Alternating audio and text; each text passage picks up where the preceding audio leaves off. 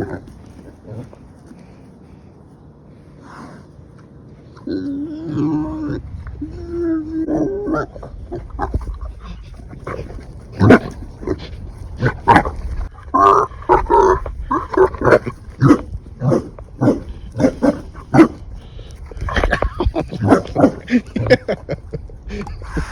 hurt.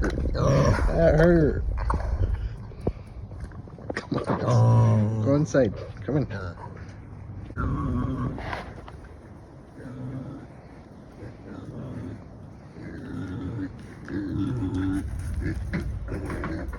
Alright guys, welcome back to another El Camino video. So got some parts in, and I'll show you what we got going on and what I have planned, I guess.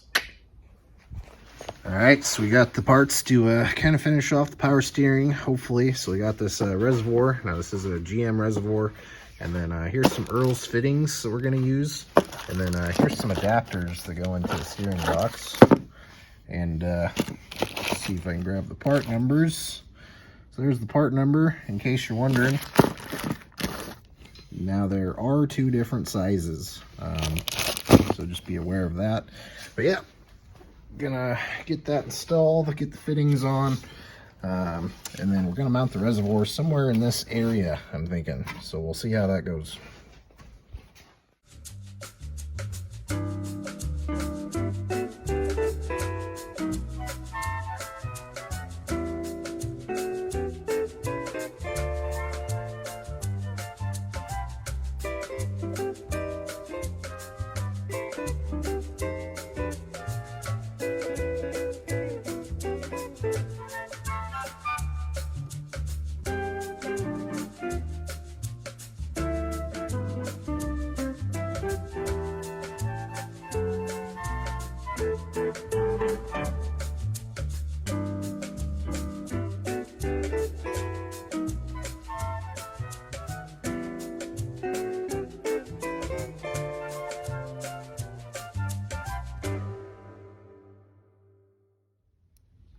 And it's now a few days later, so yeah, as you saw, we got the lines installed. I still have to cut the return line back to the reservoir to length.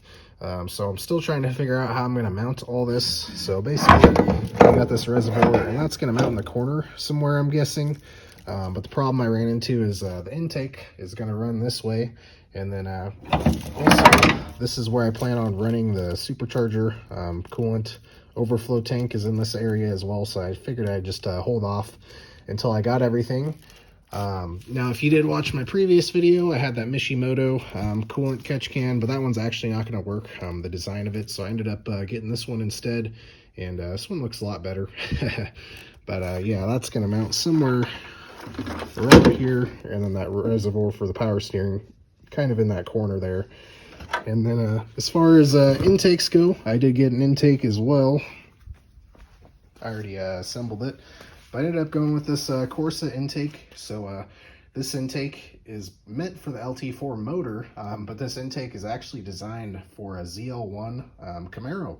But yeah, I assembled it, got it thrown on, and it's actually going to work great. So it was a little spendy, but well worth it in my opinion. I probably could have, half-assed it and made one and done it for much cheaper, but I figured with as much money as I've already spent, what's a little more, right? And then the car is on jack stands. My brother did get started working on the exhaust, so that'll be coming up later in the video, hopefully. And then as far as the radiator goes, so I did get some of these brackets off Summit. So basically we're just going to mount two of them on either side to hold the radiator or clamp it down in place. But yeah, it's kind of what I have planned for the day. And then for this cooling tank, or overflow tank for the supercharger, I went ahead and whipped up this bracket. Not the prettiest thing in the world, but yeah, it's just like a angle bracket. And then this will sit just on top. And then I'm actually going to utilize these factory bolt holes in the fender well that I found some hardware in the drawer. So yeah, we'll get that mounted up.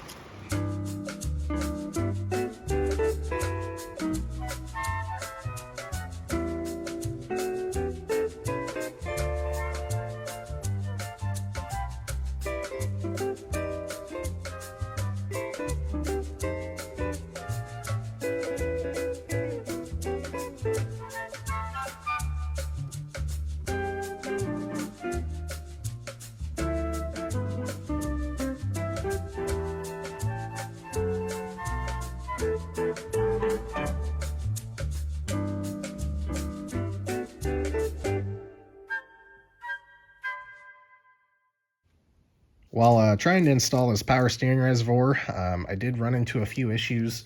So even though Holley recommends this in their directions for the power steering pump kit, or I guess it's an option that you can use, the issue I ran into is using this Earl's line. I think it's steel braided and it's rated for something around like 3,000 pounds of pressure. So yeah, trying to fit this line over this hose barb for the return, that was not going to happen. Another issue is basically this is a 3/4 inch outlet, and then probably can't see it, but deep under here in the back, that line right there is actually 5/8. So I'd basically be trying to stretch a 5/8 hose over this 3/4 inch. I'm sure maybe they make an adapter or something. I just went ahead and ordered a Holley universal power steering pump reservoir and all the fittings to make it right and look good and everything. I didn't want to half-ass anything on this build, so I guess if you end up doing this swap and getting the Holley power steering pump kit, it's probably recommended that you just go with Holley's universal power steering reservoir. Moving on to other things that don't fit with this car. So right here we have the radiator that came out of it, and as you can see we have the inlet and outlet on two different sides, but I believe on LT motors and LS motors as well, both the inlet and outlet are both on the same side of the motor. So this one's probably not going to work, so I ended up ordering this Griffin radiator where we got both inlet and outlet on the same side, and then this one's actually a 3-inch core, whereas this one was like a 2.5, I believe. And so yeah, hopefully this radiator works. And then I don't mind the noise. That's just my brother working on sanding parts of the exhaust out there. But yeah, so hopefully we'll get the exhaust installed today. This radiator mounted, but I guess we'll see how far we get.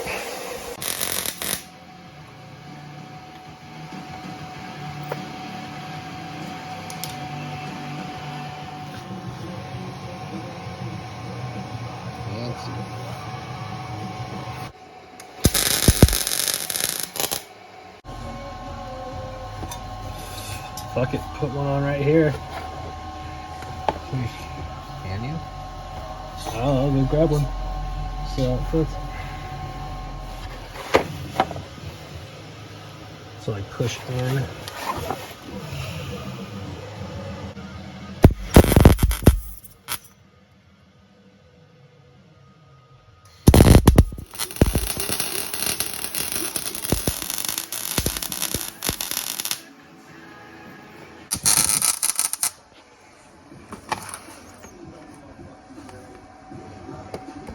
All right, well, we want to do the other side.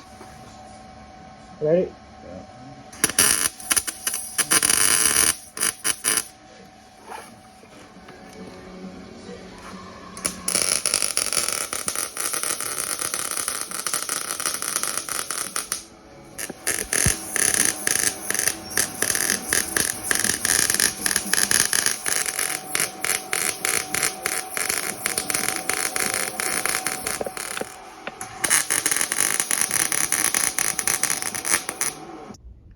Here's the exhaust all welded up and finished for the most part. We're just going to leave it off the car for now until we figure out where those O2 sensors are going to go. That way we can drill our holes and weld our bungs for both sides. But yeah, until that engine controller kit comes in, I have no idea where those O2 sensors are going to kind of line up at. Another thing with the exhaust, we did have to mount the mufflers pretty far forward on the car just due to this car having tubs basically in the floor. Where the seats are kind of mounted, it dips down, so it's not necessarily flat up underneath the car. So mounting them forward was really where the most space was, unless we wanted to continue with the exhaust and dump it out the back, wrap around the rear axle, kind of how it was from the factory, but I didn't want to do that. I wanted to go with a shorter exhaust, so this is what we ended up with. I'm not sure if that's going to affect the sound at all, having the mufflers so far forward, and my brother did throw an H-pipe in here. But yeah, that's kind of where we ended up with the exhaust.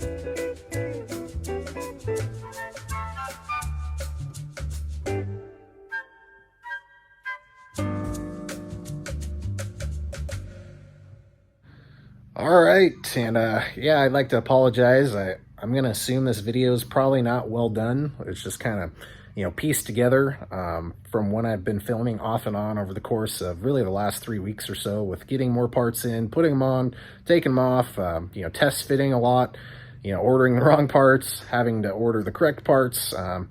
But yeah, for the most part, the car is kind of at a standstill at the moment. We've kind of gone as far as we can really go. The only thing I have left to do is really put some fluids in it and mount a radiator overflow tank or reservoir. Other than that, we're just waiting on that custom fuel tank to be made.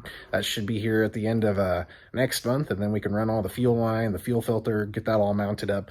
And then, of course, we're still waiting for that engine controller kit. But yeah, I'll just kind of do a quick rundown of everything that I installed and what we got going on. So let's check it out. Well, we got the hood put back on the car, and it's starting to look pretty complete. But yeah, I got everything plumbed in. I guess we'll start with the corner over here. So here's that Holley power steering pump reservoir, but we got all the lines ran, and then might be hard to see, but there's those hard lines, one that comes off the pump and the other is the return back to the power steering reservoir. We got those adapters and the hose ends and the line all ran, and everything's tightened down. I just gotta run to the store, pick up some fluid. Here's that coolant tank that's mounted to the fender, and then I did get the pump mounted down there. This was kind of the best scenario I could think of without running a ton of line and a bunch of excessive bends and everything. Now that pump is mounted lower than the lowest port on this coolant tank. I understand that's important for bleeding the system. I did go to my local auto parts store and just kind of went through all the hoses they had hanging on the wall and found what would work best for both sides with the pump, obviously connecting to that heat exchanger up there, and then it returns over on that side of the radiator, and then kind of back up here, which leads us to these adapters that I ended up getting. I think these are from LSX Concepts. And then the only thing that kind of sucked was these are like a 5/8 hose barb. And then the rest of this line is a 3/4 inch heater hose. So I did have to run a couple of adapters, as you can see, but no big deal. And then it does come with a little fill port on this side. I think that's important for bleeding the system too. I could be wrong. But yeah, I got that intake mounted down. That looks freaking awesome. Here's the radiator. So it is secured in. I did put a thin piece of rubber on both of those clamps just to kind of cushion a little bit. And then this fan, so this fan is for a ZL1 Camaro. So it's a little bit taller than the radiator by about 2 inches or so. But I had to come up with some custom bracketry, as you can see, and some spacers. But overall, it turned out great, and that sucker's mounted in pretty good, so I don't think it's going anywhere. And then on this side, I did have to run a T into the lower radiator hose. So basically, this line is the return line for the oil cooler. From what I understand, this is exactly what they do on a ZL1 Camaro. They just tee this line, the return line, into the bottom or lower radiator hose.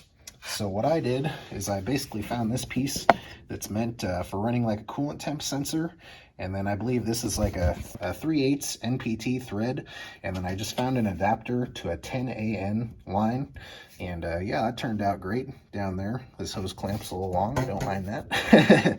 But yeah, other than that, it's kind of plumbed in, got the upper radiator hose on there. For the most part, like I mentioned, this car is kind of, we're at a standstill other than putting fluids in it and waiting on wiring in that fuel tank.